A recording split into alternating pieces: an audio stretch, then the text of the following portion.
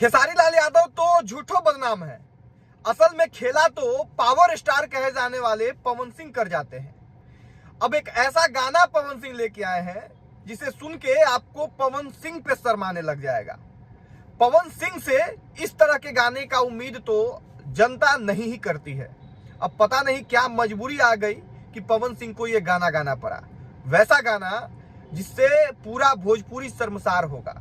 जहां एक तरफ बिहार पुलिस कार्रवाई करने के लिए नोटिस जारी कर रही है, जहां एक तरफ सरकार जो है भोजपुरी में अश्लीलता और गलत शब्दों का प्रयोग, जातिवाद का जो प्रयोग का आलोचना करते हुए कार्रवाई करने की बात कह रही है, जहां एक तरफ पुलिस प्रशासन के लोगों को प्रेस कॉन्फ्रेंस करके कहना पड़ रहा है कि अब कलाकारों पे कार्रवाई होगा, वहीं दूसरी ओर इसी भोजपुरी के सबसे बड़े सुपरस्टार में से एक पवन सिंह कुछ ऐसा कर जाते हैं जिसकी उम्मीद किसी को नहीं थी। एक गाना लेके आए हैं, होली सॉन्ग है, चोलिया छोट लैला ए पहुना। ग्लोबल म्यूजिक जंक्शन से ये गाना आया है और पिछले 23-24 घंटों में ये गाना लगभग 4 मिलियन लोगों तक पहुंच चुका है। अब आप सोचिए कि जहां एक तरफ बिहार का प्रशासन जो है ऐसे फूहड़ शब्दों को, ऐसे जातिवाद वाले शब्दों को बैन करने की बात कर रही है, कानूनी कार्रवाई करने की बात कर रही है, वहीं दूसरी ओर एक रोल मॉडल के रूप में जिन्हें कलाकार देखते हैं, जो इस भोजपुरी इंडस्ट्री के शीर्ष कलाकारों में से एक हैं, वो इस तरह का फूहड़ शब्द का प्रयोग करके, चोली चड्डी का प्रयोग करके गाना लेके आ रहे हैं। अब इस भोजपुरी का भगवान ही मालिक है। देखिए, हमेशा इस तरह का आरोप खेसारी लाल यादव पे ज्यादा लगता है, लेकिन इन दिनों खेसारी लाल यादव जो है वो दूसरे मूड में दिख रहे हैं। संघर्ष 2 जैसे साउथ इंडियन और बॉलीवुड के टक्कर का मूवी लेके आने के प्रयास में है, और दूसरी ओर पवन सिंह जिन्हें पावर स्टार कहते हैं लोग, वो भोजपुरी को बर्बाद करने का ठेका लेके बैठे हैं।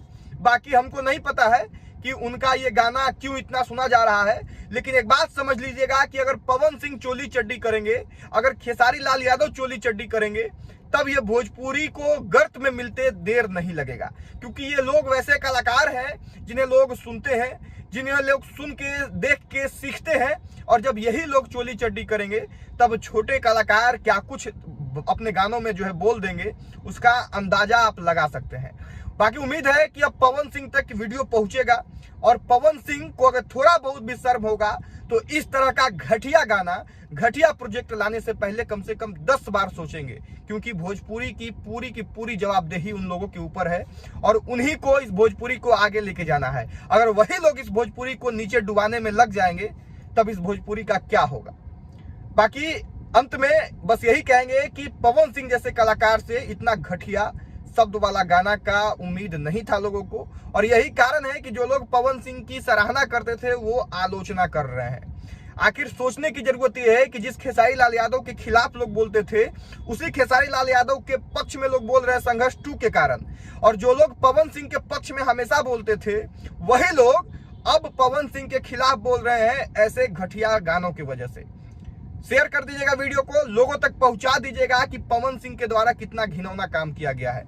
बाकी धन्यवाद रहेगा। अंत में मेरा नाम राकेश कुमार तिवारी है। प्रयास न्यूज भोजपुरी पे ये वीडियो देख रहे थे आप, शेयर कर दीजिएगा। शुक्रिया, धन्यवाद। पेज को लाइक और फॉलो कर लीजिएगा, और चैनल को सब्सक्राइब कर दीजिएगा। शुक्रिया।